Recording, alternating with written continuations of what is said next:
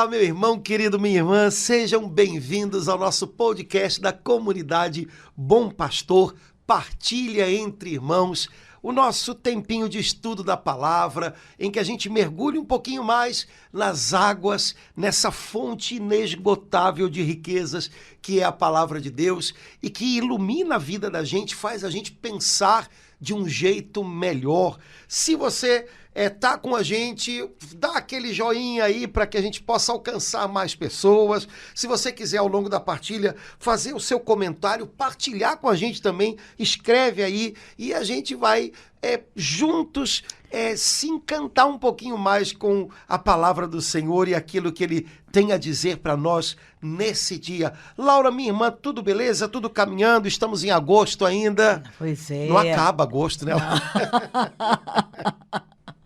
Esse mês tão especial. Padre Antônio, eu fiquei encantada que uma pessoa veio comentar sobre o podcast e ela falou assim: olha, sabe o que eu estou aprendendo? Que eu não sabia que a gente pode ficar 45 minutos ou às vezes 50 sobre a palavra de Deus. Eu sei que existe homilia, eu sei que existe pregação no retiro, mas bater papo, que nem a gente bate papo em bar, eu achei legal a referência que ela fez.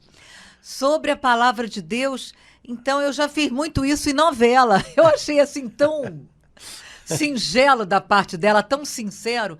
Mas ficar 45 minutos batendo papo sobre a palavra de Deus, você sabe que eu tô assim, eu gostei disso, eu tô começando a fazer isso, ainda não levei 45 minutos não, mas já tô levando 10 a 15 minutos, não é legal, Padre Antônio? Legal, melhor do que falar de novela, com certeza. Com certeza. Então, maravilha, vamos falar sobre a palavra de Deus. Bons assuntos, boas conversas, palavras que edificam, elas interferem no modo da gente pensar. Aliás, hoje em dia, tanto se fala sobre isso, né? O que a gente diz se fixa mais na mente da gente. Então, a Escritura já fala, né? Vigiai sobre as vossas conversações. Então, se a gente pode falar sobre coisas boas, num tempo em que tantas vezes a gente corre o risco de só falar de coisa ruim, né?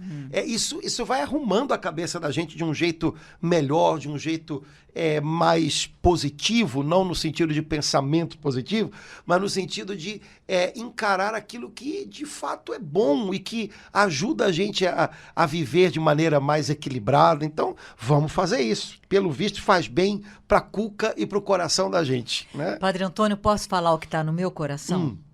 Padre Antônio, eu estou com tanta vontade de falar sobre fé, esperança e caridade. A gente sabe, a gente aprende que a gente recebeu no batismo e depois a gente não fala mais sobre isso, esquece. E aí, como é que fica, né? Como é que a gente pode viver essas três virtudes? Acho bonito isso, né? São três virtudes principais, assim a igreja ensina, né? Fé, esperança e caridade. Eu queria pedir para o senhor para a gente poder bater um papo, fazer uma partilha sobre isso. Beleza. Hoje. O assunto é cumprido. Bom, vamos ficar com a palavra, com a Escritura, para a gente poder fechar um pouquinho o foco da gente. Porque então, tá. Fé, esperança e caridade, a gente pode trabalhar esse tema até, né? Porque, na verdade, são o fundamento, o alicerce da vida cristã.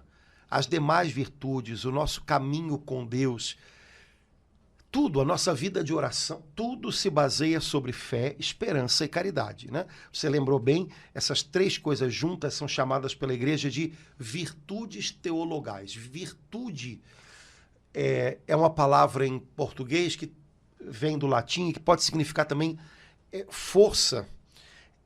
Fé, esperança e caridade são os três motores, são as três forças que Deus infunde na alma da gente no nosso batismo, portanto, vem de Deus, é um presente de Deus, e que à medida que a gente exercita, levam a gente para Deus. Por isso, virtudes teologais. Vêm de Deus, são dom de Deus. Então, a fé, a virtude da fé, não é o simples sentimento de acreditar em alguma coisa que eu desconfio que exista, não. Fé é o firme fundamento. Então, esta virtude teologal, ela nos é dada por Deus, é um presente de Deus. E se for exercitada, se for cultivada, ela move a vida da gente na direção de Deus. Assim também a esperança e a caridade. Então, todo o edifício da vida cristã se constrói sobre essas três coisas. Por isso, quando você falou, a gente recebe uma ajuda, depois não fala mais, eu falei, meu Deus, se não fala disso, danou-se. Porque sem isso, o resto todo não fica de pé, né? Então, a gente não vai viver bem os sacramentos, a gente não vai cultivar a vida de oração, a gente não vai ter uma prática de comportamento adequada a um cristão, não fica nada de pé. Né? Padre Antônio, mas que beleza isso, virtudes teologais a gente recebe de Deus e é o meio da gente voltar para Deus, eu me volto para Deus, né? Por meio da fé, esperança e caridade. E eu vou chegar um dia na presença de Deus levado por essas três coisas.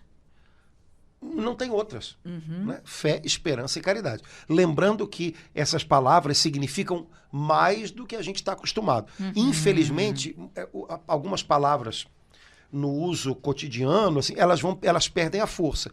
Para muita gente, fé é uma crença. Eu acredito que o ônibus vai chegar daqui a 10 minutos, assim como eu acredito em Deus. Não é isso. Que as coisas todas... Uma palavrinha estampada na camiseta. Não cabem debaixo desse guarda-chuva. Né? Fé é uma virtude, é o firme fundamento. Então, é algo que vem de Deus. Né? Essa capacidade de acolher a palavra de Deus como aquilo que ela é, palavra de Deus e não de homens. Essa capacidade de acolher essa palavra e dar o sim a ela, o assentimento da nossa inteligência e da nossa vontade a ela.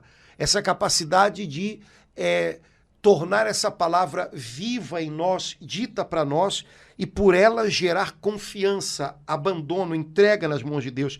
Isso é fé. Isso é um presente que Deus nos dá. Isso é uma capacidade que Deus nos dá. É uma virtude que Deus nos dá.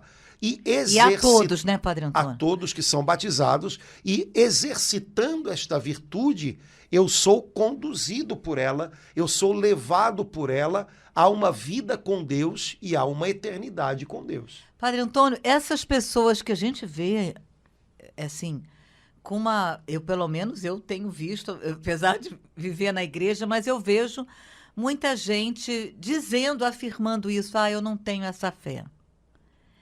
Aí, tem um presente que recebeu, não sabe que recebeu, não usa, e aí tem a impressão de que não tem... Não, essas pessoas estão identificando fé com um sentimento ou um estado psicológico. Então, como elas não se sentem positivas, eu não tenho fé. Como elas não se sentem, estou sentindo um negócio gostoso aqui, isso deve ser fé. Não, isso são estados psicológicos ou de sentimento que em alguns momentos podem estar atrelados à vivência da fé, mas a vivência da fé tem que prescindir, inclusive, dessas coisas. Né? A minha fé é a minha adesão íntima, né, a Deus. E isso, pelo sacramento do batismo, eu recebi. Ponto. Se eu uso, se eu não uso, se eu preciso voltar à graça do meu batismo, porque eu posso ter jogado pela janela por causa do meu pecado e tal, isso são outros 500, mas que eu recebi. Então, o problema é que as pessoas identificam fé com algumas coisas que não são exatamente o que a igreja chama de fé. Assim como identificam esperança com algumas coisas que não se identificam com o que a igreja chama de esperança. Algumas pessoas, eu tenho a esperança de ficar milionário antes dos 40 anos. Tá bom, mas isso não é a esperança, virtude teologal. Isso é uma expectativa, isso tem a ver com as possibilidades do seu trabalho, ou de você ganhar uma herança, ou de você... sei lá o quê. Mas isso é um desejo, isso é um prognóstico se você tiver possibilidade, e isso pode ser uma grande frustração se você não tiver condições, né? Mas isso definitivamente não é a esperança a qual o cristão é chamado, né? E lá na igreja eu costumo brincar com o pessoal, gente, se vocês acham que a grande esperança de vocês é ficar velho, tendo uma boa aposentadoria, olha, eu lamento informar, vocês estão identificando a esperança de vocês com alguma coisa que é muito antes do final do caminho. Então, vocês não vão ter combustível para ir até o final do caminho, né? O Papa Bento XVI escreveu 2 encíclicas, uma sobre caridade e uma sobre esperança.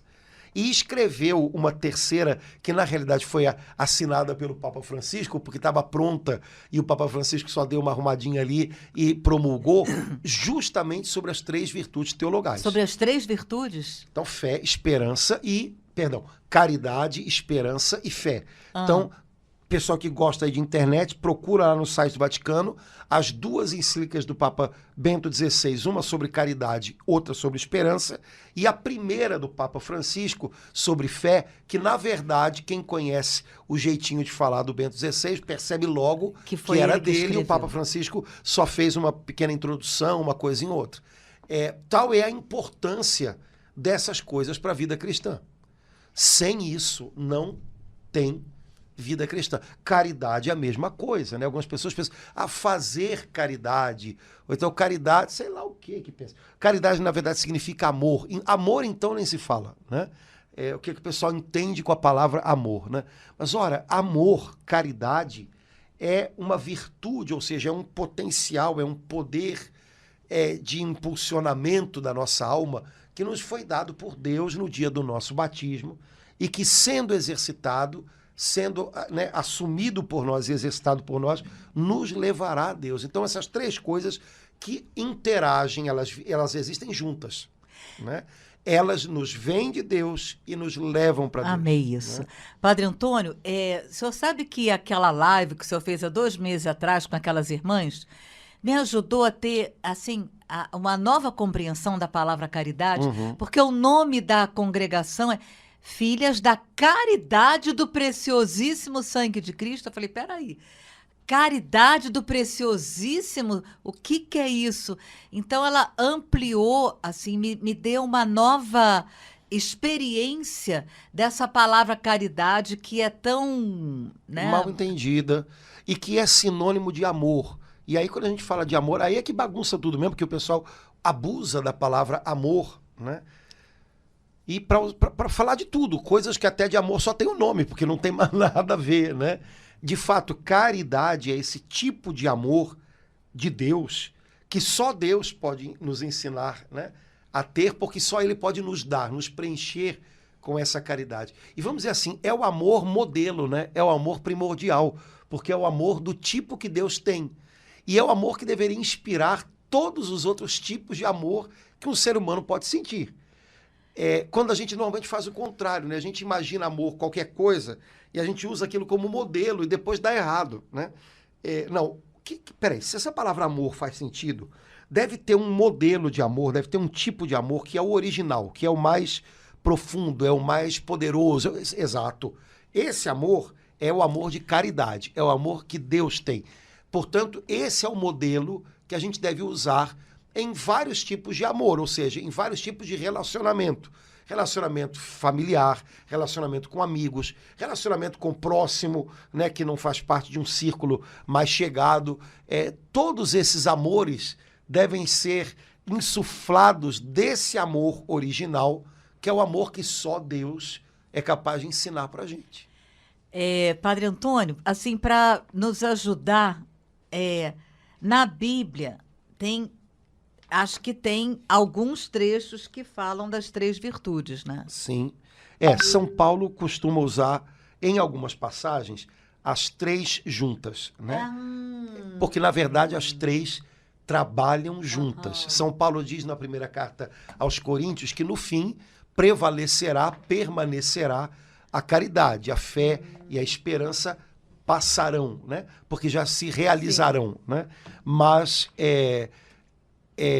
ele usa as 3 palavras, né, as 3 virtudes juntas, mostrando de fato para a gente que nesse tempo, né, nesse agora da vida cristã, elas trabalham juntas. Deus molda a nossa alma com essas 3 virtudes interagindo, trabalhando juntas.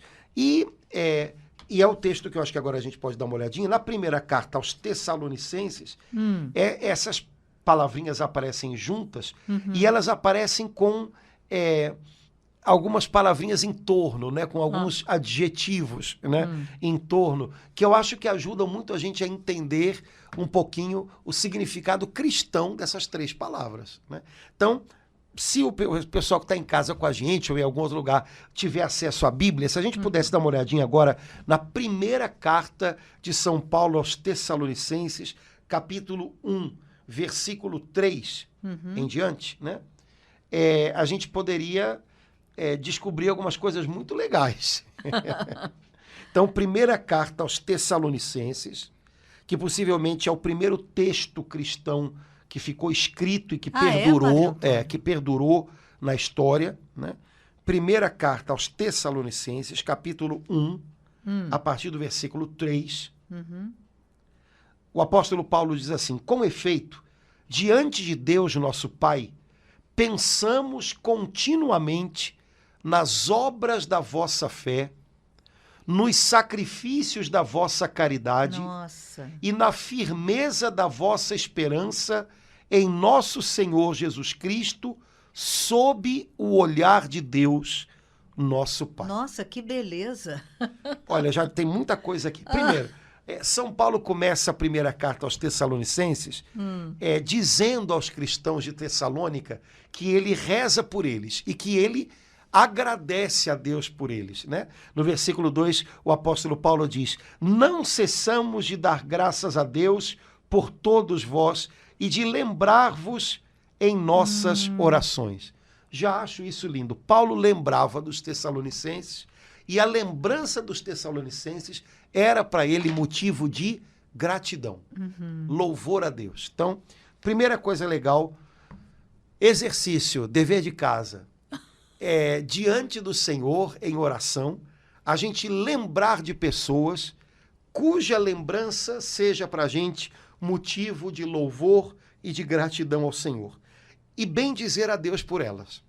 Acho que é uma boa maneira da gente rezar, né? Normalmente a gente só lembra de pessoas que estão dando trabalho para a gente. Ou só lembra das pessoas quando elas dão trabalho. Quando, na verdade, a gente precisava aprender a lembrar das pessoas que nos fazem ser gratos, ou então lembrar das pessoas em oração também quando elas nos dão motivos para louvar a Deus. Então, antes de começar a gravação, eu estava falando com o senhor, né, que agora em setembro vão fazer 2 anos da morte do nosso querido, amado Monsenhor Elia Volpi, né? Depois o senhor, algum tempo atrás, lembrou daquela música incrível, linda, nas vozes de Milhões de Anjos, que o senhor lembrou que foi a Carmen que pregou no Maracanãzinho. Lindo isso, né? Quer dizer, a gente teve ao vivo essa experiência agora, né, Padre Antônio? Sim, pessoas que a gente lembra e a lembrança delas faz bem pra gente. Agradecer a Deus por isso. É bom demais ter lembranças boas. Muito. Lembrar de pessoas que nos fizeram bem, que deixaram marcas boas na nossa vida. Se não, minha filha, a gente só corre o risco de só lembrar de quem machucou. Ou então de lembrar das pessoas só na hora em que elas machucam. Gente que, inclusive, também nos fez muito bem. Eu fiquei tão comovida quando o senhor me falou daquela senhora que Deus chamou agora, alguns dias atrás. O senhor disse que ela trabalhava na cozinha nos primeiros encontros da renovação carismática. Pois que depois uma pessoa que a gente lembra e que a gente agradece a Deus por ela e lembra com carinho e lembra com louvor a Deus, né? Nossa irmã Zuíla, que foi para o Senhor e que adorava, né, fazer do melhor para os irmãos que participavam no Rio de Água Viva, nos retiros lá no Priorato de São Bento, no Alto da Boa Vista. Pessoas que o Senhor chama, mas elas deixam algo dentro da gente, né? Então o apóstolo Paulo está falando para os Tessalonicenses: quando eu lembro de vocês nas minhas orações, eu louvo a Deus por vocês. Ô povo bom, esses Tessalonicenses. Não é? Mas Deus bota muita gente boa na vida da gente. Então, é verdade, dever de casa é isso. Lembra de algumas pessoas que fizeram bem para você e louve a Deus por elas. E lembre daquelas pessoas que às vezes dão trabalho, mas que também deixam coisa boa. Amém. Né? Senão as mães, ai Senhor, o meu filho, me dá... Louve a Deus pelo seu filho, pelas coisas boas que Deus já fez na vida dele, pelas coisas boas, os talentos que ele tem. Às vezes, uma boa maneira e uma nova maneira da gente interceder por alguém não é, ai meu Deus, é louvando a Deus por essa pessoa. Padre Antônio. Porque a gente coloca ela diante do Senhor como um motivo de alegria, como um motivo de gratidão. E o Senhor entende, Senhor, a gente não quer perder esse motivo de alegria, esse motivo de ação de graças. Então, Paulo fez isso pelos Tessalonicenses, muitas vezes, pelo visto, né? Aí ele diz, diante de Deus nosso Pai, eu penso continuamente nas obras da vossa fé, nos sacrifícios da vossa caridade e na firmeza da vossa esperança em nosso Senhor Jesus Cristo. Então, aqui ele vai dando uma... Não é a palavra, não é a característica, né? É uma maneira da gente entender melhor o que é a fé. Aqui na minha tradução está atividade, né, do atividade da vossa fé. Aqui está as obras da vossa fé. Ah. Então, dizendo de outra maneira, para nós cristãos, fé não é um sentimento, não é uma coisa passiva. Ai, Deus é que sabe. Ai, seja o que Deus quiser. Fé é uma coisa, né? Ativa. Fé é uma coisa que se manifesta em obras. Em trabalho. Nossa fé é operosa. Nossa confiança em Deus nos faz nos movermos. Algumas pessoas têm um pouco essa sensação, ou passam essa impressão, de que para elas fé significa entregar os pontos, né? Seja o que Deus quiser.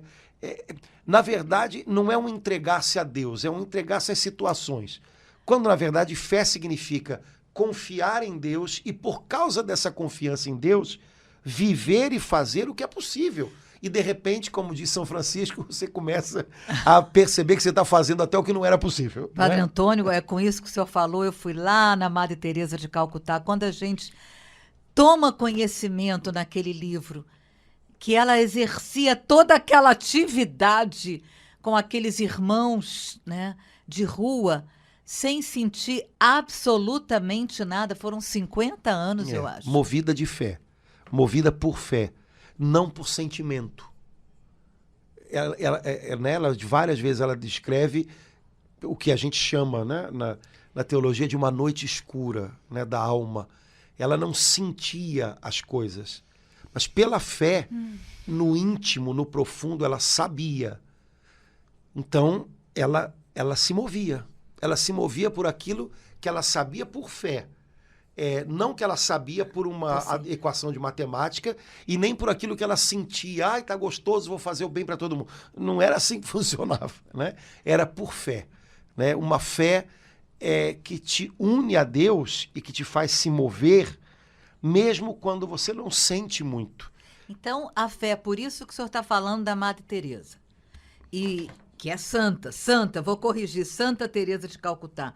E por essa palavra que está aqui, a fé está intimamente ligada a uma atividade, a uma ação, a obras. A um agir. A um agir. Então, a fé não é a consequência da quantidade de coisas que eu faço. Porque fé é dom de Deus. Uhum. Mas a minha fé, ela é a origem e deve ser a origem de tudo aquilo que eu faço. Então, minha confiança em Deus, minha aliança com Deus, o meu viver em Cristo, para Paulo, fé é isso, é viver com os olhos postos nele, né?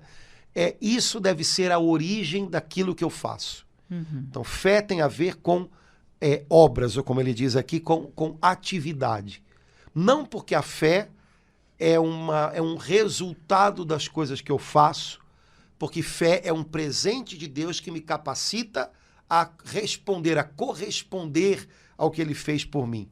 Mas fé é algo que me põe em ação. E sem isso não é fé cristã. Né? É alguma outra coisa, mas fé cristã não é. Pode ser um sentimento que em algum momento pode falhar, pode faltar, né? Pode ser um otimismo, mas não é fé cristã. A fé cristã que é firme, fundamento, né? É dom, é presente de Deus, mas que me faz agir.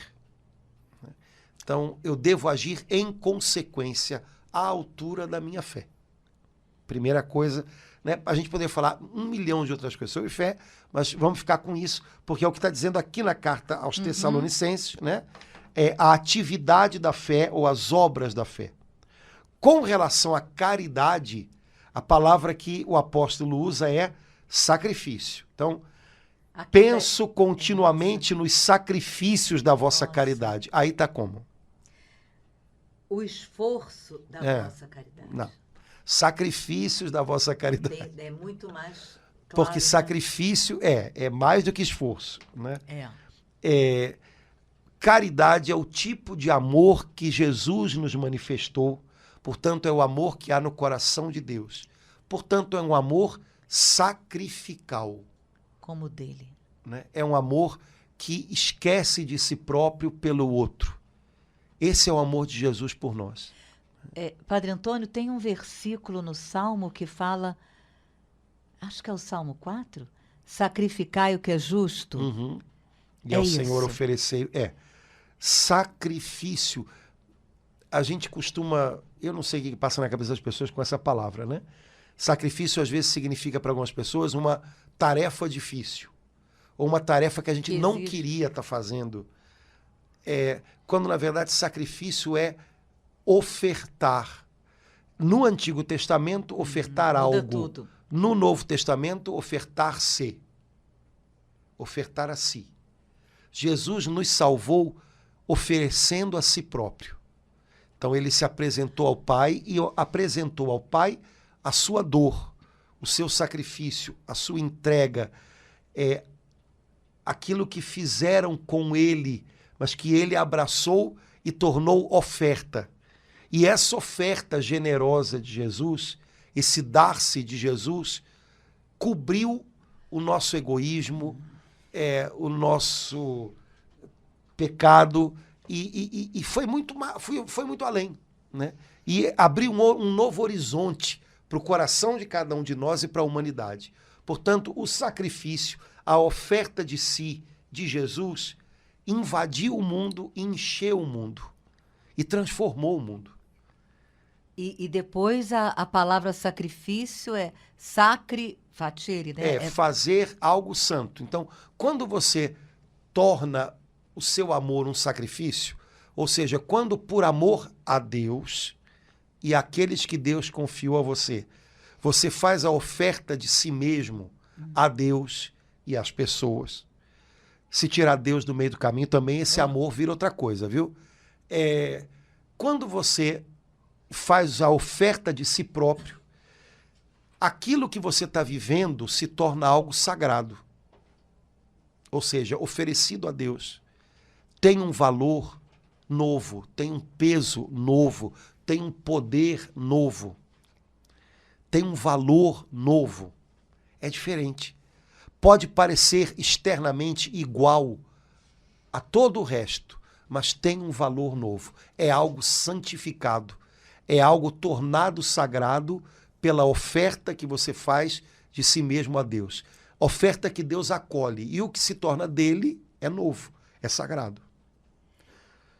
Que incrível, né? Aqui nesse trechinho de Tessalonicenses, a palavra que vai nos ajudar a entender a caridade, o amor, é a palavra sacrifício. Né? Não há amor do jeito de Deus sem Não. sacrifício, sem entrega de si próprio, sem esquecimento de si mesmo, sem essa oferta generosa e jubilosa que a gente faz da gente mesmo a Deus, por alguém, né? E quando a gente faz essa oferta, o que a gente vive no horizonte dessa oferta é sagrado. Jesus morreu num lugar que era até aquele momento lugar de maldição.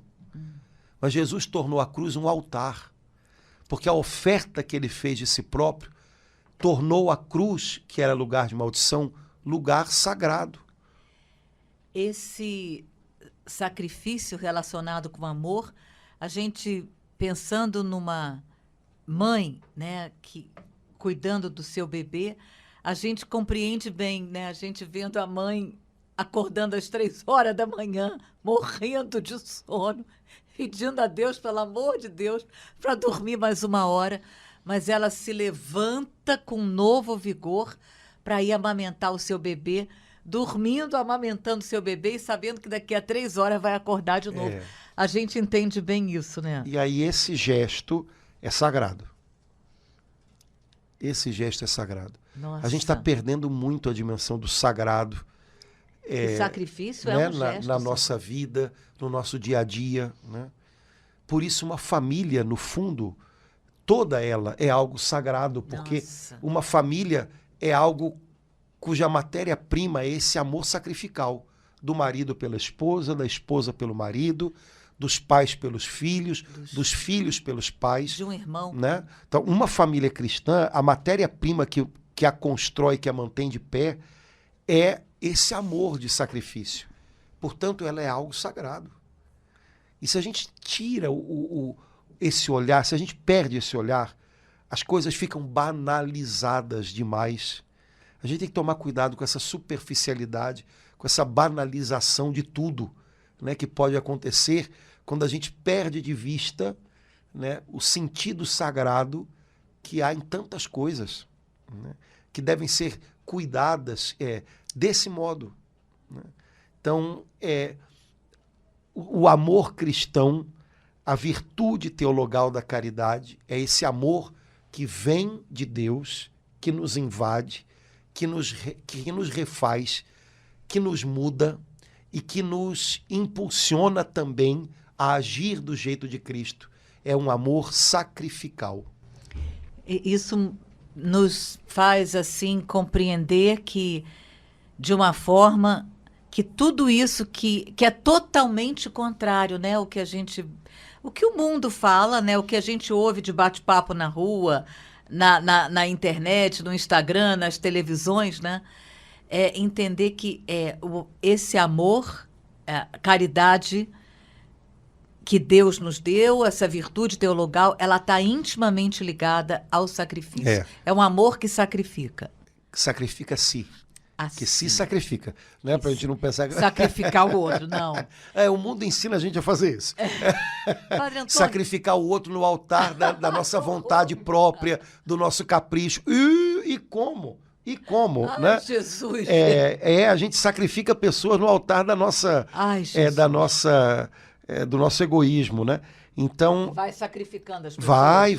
Vai usando, vai manipulando, vai diminuindo, vai enquadrando, vai, né? Cancelando, né? Esse amor, que de amor só tem o nome, ele anula as pessoas, né? Para elas caberem dentro do esquema da gente, né? Não tem nada de amor nisso, né? Mas sem a palavra sacrifício, esse amor não é cristão, né? Não é um amor caridade, não é essa virtude teologal que Jesus nos ensinou de maneira tão veemente e tão incrível pela sua entrega na cruz, né? E aí, Padre Antônio, a gente entende também essa palavra. Tem algumas palavras, como a palavra sacrifício, que é tão deixada de lado hoje em dia, tão desprezada, né? Até nos meios científicos, né? Nos meios cristãos também. Ai, Jesus. E ela faz parte da cultura cristã, ela faz parte, né, da nossa, nesses anos todos, né, de vida, de igreja, ela faz parte da vida cristã, é a vida de Jesus. A comparação é simples, Padre Antônio, mas para nos ajudar, por exemplo, eu pensei agora na nossa vigília que a gente faz toda a última sexta-feira do mês, né? A noite inteira. Que é com todo amor. É claro que é um sacrifício também. A gente está sacrificando, alguns ficam a noite inteira, outros ficam até as 3 horas da manhã. Mas isso tudo é um amor sacrificial. A Deus a gente sacrifica uma noite no nosso mês de 30 dias, oferecendo a Deus por amor. É isso. Por amor. E também esse aqui é o segredo, né? Não é por masoquismo. Por gratidão. Por amor, por gratidão. Gratidão é expressão de amor, né? É isso, Laura, é isso. E por Deus, né? Quando você tira da órbita, né, a palavra Deus e quer ficar com a palavra amor só, esse amor, possivelmente ele vai começar a não ter em torno do que girar. E aí vai haver problema, né? vai se abusar da palavra amor. Por outro lado, também, se você quer manter a palavra Deus e não põe o tempo inteiro girando em torno dela a palavra amor, isso pode gerar uma dureza também, né, muito esquisita, né, que de cristianismo também vai ter muito pouco. Então, essas duas, aliás, na Bíblia, essas duas palavras... Estão sempre juntas, né? Deus é amor, né? Esse é o jeito dele ser. Ele é amor. Ele é amor sacrificial, né? Ele é amor de entrega. Não é possível entendê-lo de outra maneira, né? Se você dissocia uma coisa da outra, é um pouco o que a modernidade fez, né? Dissociou Deus e amor. Então, amor virou uma palavra romantizada, né? Amor romântico é uma invenção muito recente, né? Esse amor meio sonhador, esse amor sentimento que faz cosquinha, isso é bastante recente na história da humanidade, né? Porque amor tinha muito a ver com sacrifício, né? Ofertar-se, né? Dar algum passo concreto de entrega de si próprio. Amor romântico, que é esse amor que eu fico comigo mesmo, sabe? Essa coisa. Isso é novidade. Mas a modernidade produziu essa forma de amor, né? Porque apagou Deus da história, né? E, por outro lado, outros também na modernidade imaginam um Deus que é só uma força, é uma coisa meio, sabe? Sei lá, Deus é a matemática do universo. E você não entende nada de Deus se você imagina que Deus é uma equação de matemática, né? Porque o mundo só faz sentido se a gente olha para ele pela lente do amor, senão é um grande caos, é um grande absurdo, né? Então, tem que manter essas duas coisas sempre juntinhas. Padre Antônio, conheço alguns irmãos firmes na caminhada, que uma pessoa bem próxima a mim, que até hoje não vê o filme do Mel Gibson sobre a Paixão de Cristo e diz: Deus me livre ver aquilo. Então, o senhor estava falando... Eu estava lembrando, enquanto Jesus está carregando a cruz, né, aquele ser esquisito que é, né, o demônio, Satanás, aquela forma tão esquisita que o Mel Gibson fez, ele fica com um olhar de deboche o tempo todo. As 3 quedas de Jesus no caminho, um olhar tão esquisito, aquele ator conseguiu fazer isso, que representou... O nosso amor sacrificial é visto com deboche pelo mundo, né, Padre Antônio? Pelo mundo, e na verdade o que tem lá, se a gente não tomar cuidado, está aqui também, né? Ah, sim. Então, no fundo, a gente precisa aprender de novo. E aprender de Deus, né? Por isso é uma virtude teologal. Senhor, eu não sei amar, desse jeito eu não sei. Me ensina, me ensina. Por isso é que eu amo aquela música, aquele grito que a gente dá no meio dessa música.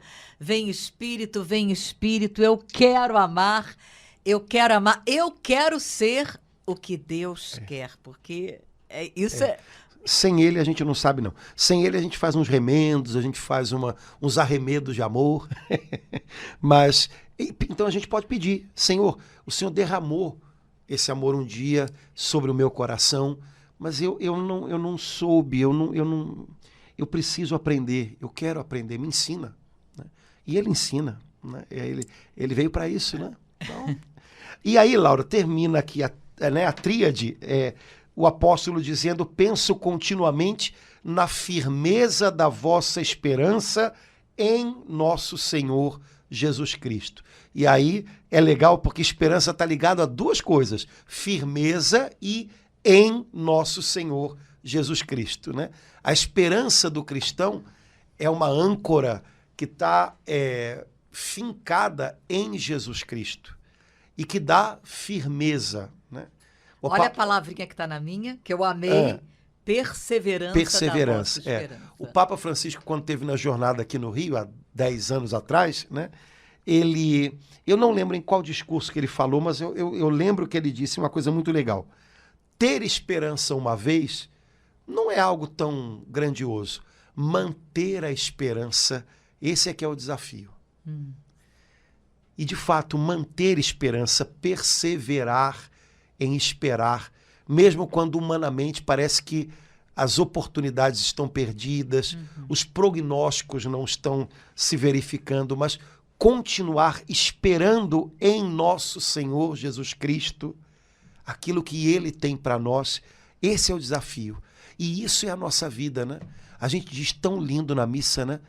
Vivendo a esperança, aguardamos a vinda do Cristo. Vivendo a esperança. O cristão, ele não tem esperança, ele vive a esperança. Ele vive de esperança. Uma esperança em nosso Senhor Jesus Cristo. Como a gente falou antes, não é uma expectativa nisso ou naquilo. Não é um desejo dessa, daquela coisa. Esperança é algo que tem a ver com o horizonte da vida da gente. E o nosso horizonte é Jesus. E a gente vive essa esperança. A gente vive esse passo a passo em direção ao horizonte que é Ele. E essa esperança, ela tem que ser perseverante e, ao mesmo tempo, é ela que nos dá firmeza, né, para viver, para não desistir, para não entregar os pontos. Mas esperança, em algum lugar na Escritura, o apóstolo Paulo diz isso, é Jesus. Jesus é a nossa esperança. Né? Então, a gente olha para Ele e teima, né? E não desiste, né? E não entrega os pontos. E a gente sabe que assim como Ele ressuscitou e está vivo para o Pai, no Pai, glorificado, um dia Ele nos ressuscitará e nós viveremos com Ele, para o Pai. A nossa vida, ela não vai se perder, né? Aquela jovem mãe que está em processo de canonização, Chiara Corbello, né? Grilo, né? Ela tem uma frase Nossa. na qual ela diz isso, né? Nós fomos criados para não morrer jamais. Né? Essa é a nossa esperança. Né? Essa é a nossa esperança. Deus nos fez, Deus soprou em nós um fôlego de vida que é para a eternidade. E esse fôlego de vida, ele tem que estar né, soprando um dia na eternidade, até que nós sejamos ressuscitados como Cristo, com Cristo. Ele é o nosso motivo de não desistir, de não desanimar. Né?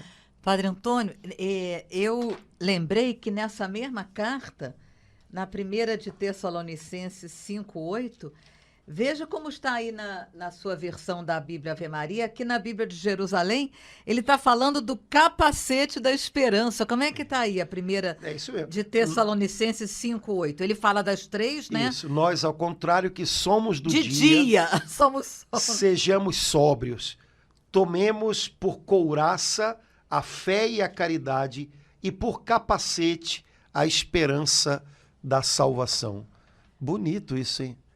O capacete da esperança quer dizer que então a gente está... A esperança protege a nossa mente, né? Para a nossa mente não ficar turvada, confundida pela desesperança. Desespero enlouquece a gente, né? A gente pira na batatinha quando perde a esperança. Né? Quando a gente perde esse horizonte de que vale a pena, porque Deus está lá, né? Brilhando no horizonte, a gente começa a tomar atitudes muito ruins, a gente começa a ver a vida de um jeito muito ruim. A gente começa, sem esperança, a gente raciocina do jeito errado. É uma boa maneira da gente interceder pelas pessoas deprimidas, né? Sim. Senhor, coloca o capacete da esperança nesse irmão, nessa irmã. Porque uma das impressões que a pessoa deprimida tem é de que não tem esperança, não vai melhorar, não tem nada que vale a pena lá adiante. Isso é química do corpo, as coisas não estão se ligando muito legal, e isso se transforma em algumas impressões. E como esperança é uma coisa tão fundamental para a gente, né? O padre da minha paróquia de origem gostava muito de dizer isso. Esperança é o combustível da gente. Se você tem a impressão de que você perdeu a esperança, rapaz, você não tem vontade nem de levantar da cama, né? Qual o motivo? Então, de fato, Senhor, as pessoas que estão sendo feridas pela enfermidade da depressão, cujo corpo está sendo, né, minado pela depressão. O Senhor sabe que elas têm a impressão de que não há mais esperança, mas é uma impressão enganosa, porque tem a ver com um transtorno ali, um engasgo do corpo, porque a nossa esperança não tem nada a ver com a química do nosso corpo, tem a ver com Jesus Cristo. Então o Senhor coloca sobre a fronte delas o capacete da esperança, para que elas não sejam, nesse momento de fragilidade, de vulnerabilidade, tentadas pelo maligno a entregar os pontos. E mesmo sem que o corpo esteja reagindo bem, que lá no íntimo, essa esperança que se chama Jesus, elas nunca percam de vista. E que o Senhor faça com que o corpo delas reaja e seja motivado por essa esperança sobrenatural. Normalmente a gente reconstrói as coisas a partir de baixo, né? Mas Deus é capaz de reconstruir a partir de cima. Então o Senhor, a partir dessa virtude sobrenatural da esperança, reconstrói essas pessoas até chegar aos níveis corporais ali, das ligações, né, dos neurônios e tal. O Senhor é capaz de fazer isso. O Senhor é capaz de começar por baixo, por cima, por dentro, por fora, e orar por essas pessoas com fé, né, exercitando fé, mas pedindo ao Senhor que dê a elas essa graça, né, de serem protegidas pelo capacete da esperança. Né? Bonito isso, né? Porque, e ao mesmo tempo, a gente entende, pelo menos percebe, por que ele foi usar essa expressão, que tudo o inimigo vai confundir aqui na cabeça, né? Colocando determinados pensamentos que vão minar a esperança. Exato. Por isso a gente precisa desse capacete da esperança. Padre Antônio, me fez um bem imenso o dia que o senhor, não me lembro como é que foi, que o senhor disse para mim que naquelas 3 primeiras Ave-Marias, depois do Pai Nosso, do Credo e do Pai Nosso, o senhor oferece pelas 3 virtudes, né? Porque no movimento sacerdotal mariano... É assim? Quando a gente faz cenáculo... eu não sabia, Padre Antônio. A primeira Ave-Maria pela fé... O Padre Gobi propôs isso, né? Rezemos essas 3 Ave-Marias, para que o Senhor, pela intercessão de Nossa Senhora, revigore em nós, né? Reacenda em nós as virtudes da fé, da esperança e da caridade. E eu gosto disso também, eu acho bacana, né? Porque é o fundamento de tudo, também da vida de oração. Portanto, oração é, de alguma maneira, exercitar fé, esperança e caridade, né? Então, quando a gente vai rezar o terço, já que a gente... Então vamos, Senhor, renova em nós essas virtudes, esse potencial que o Senhor nos deu para que a gente possa rezar uma oração que dê fruto, uma oração que traga respostas, né? Então, revigora em nós as virtudes da fé, da esperança e da caridade naquelas 3 Ave-Mariazinhas. Lindo, no começo amei. do terço. Tenho feito assim. Né? Eu também gosto muito. Acho que é uma boa maneira da gente lembrar sempre dessas virtudes que são, como a gente falou no início, o fundamento da vida cristã.